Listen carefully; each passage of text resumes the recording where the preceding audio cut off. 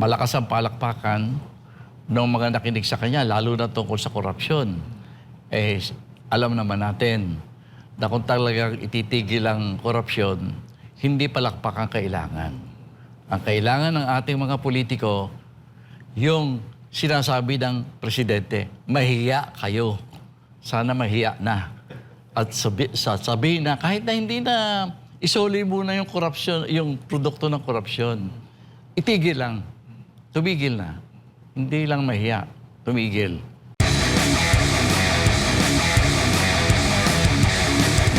Sa usaping depensa, usaping foreign policy, meron bang naidagdag doon sa foreign policy at yung kanya bang nabanggit sa kanyang foreign policy, yun ba talaga ang nangyayari sa ating polisiya na sinusunod? Pag sinabi niya, yung dati niya sinasabi, we are friend to all, enemy to none.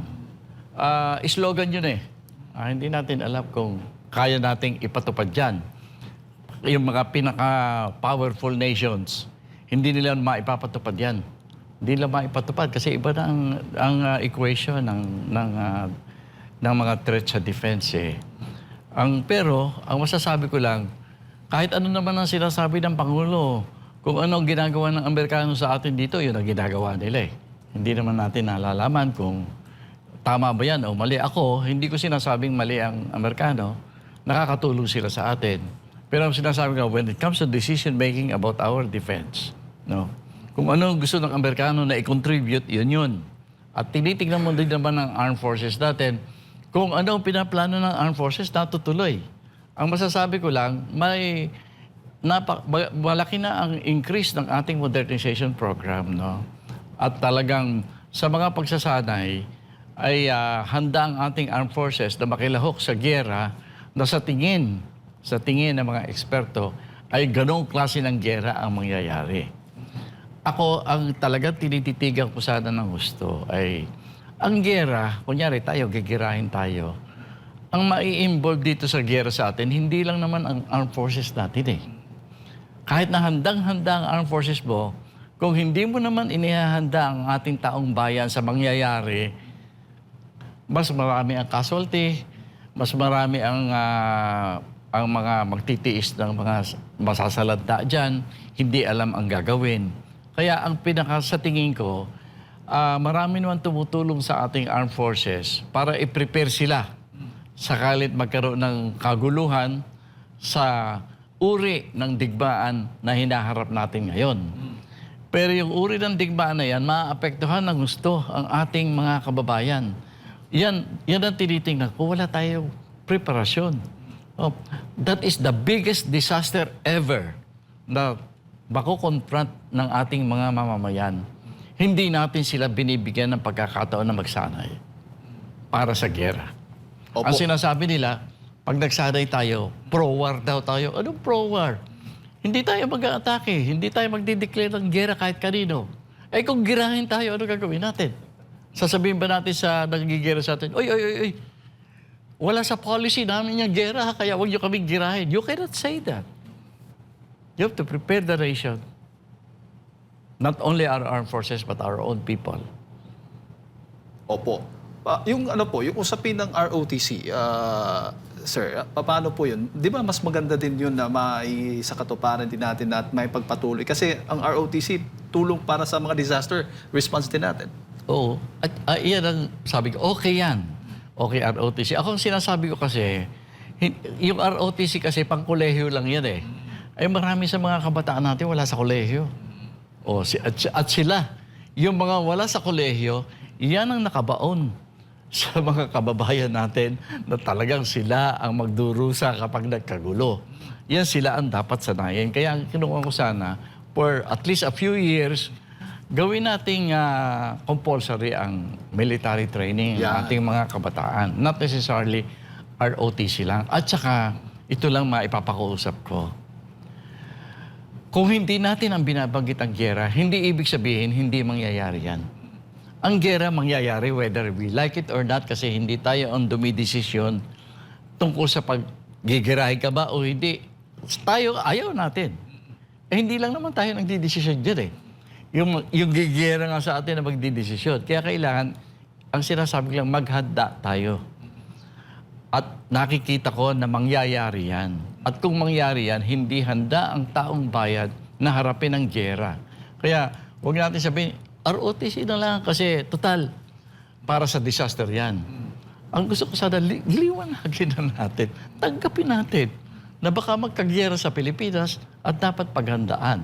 Yung disaster, yes, makakatulong sa disaster yung ROTC. But more than that, ang ROTC, at least yung mga nasa kolehiyo, ay masasanay kung sakalit dumating ang gyera. Tanggapin natin yun. Huwag natin ilihim. Kasi darating eh. Hindi na yan na speculation. Darating yan. Dapat pinaghahandaan. Yung ano lang po, yung balikan ko lang yung tungkol sa disaster response. Itong sunod-sunod nga ng mga bagyong naranasan natin nagdulot ng maraming pagbaha dito sa Metro Manila, sa ibang bahagi dito sa Luzon. Itinuturing ito ni Pangulong Bongbong Marcos Jr. na isang new normal na. Ano bang masasabi mo doon? Yung response natin sa disaster, hindi new normal. Corruption. Yan ang ko natin. Yung takbo ng weather, nagbago na talaga totoo yung climate change eh. Nagbabago ang klima ng daigdig, no? Nagbabago yung intensity ng ating mga typhoons, no? At saka, sabi ko nga, hindi na sila sumusunod sa dati nating nauunawaan sa mga direksyon ng bagyo. Pero iyan, masasabi ko naman, ang mga eksperto natin, hinahire nga sila sa ibang bansa kasi magagaling yung eksperto natin sa weather eh. Alam ang gagawin. Alam ang gagawin. Kaya kung sasabihin ng Pangulo na pinag-aaralan niya yan, hindi na siya dapat magpangulo. Kasi dapat alam niya na yan. By this time, 3 years.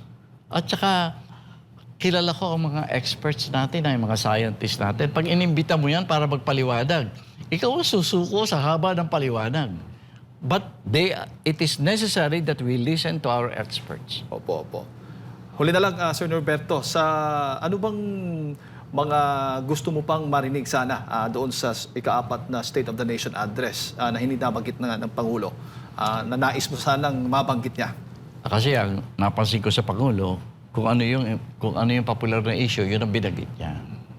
Yung mga dapat na paghandaan. For example, sinabi niya na sisikapin niya na lahat at yung mga baryo o mga barangay na wala pang ilaw, lalagyan ng ilaw, liligan ng linya. Ako medyo napapangiti tayo dyan. Kasi ang problema, hindi yung paglalagay ng linya para magkakuryente yung mga pinakamalalayo nating lugar sa Pilipinas. Ang dapat hinaharap ng ating Pangulo, paano tatakbo ang kuryente kung wala ka ng... ano ba nagpapatakbo sa kuryente? Alam mo, ang ginawa natin sa Pilipinas, yung ating power source, ang pinanggagalingan ay coal. No? Yung uling na natural. No? Wala tayo dyan eh. Ang coal natin sa Pilipinas, low grade. Hindi natin pwedeng gamitin sa ating power source, power requirements natin. Yan ay ini-import natin sa Indonesia.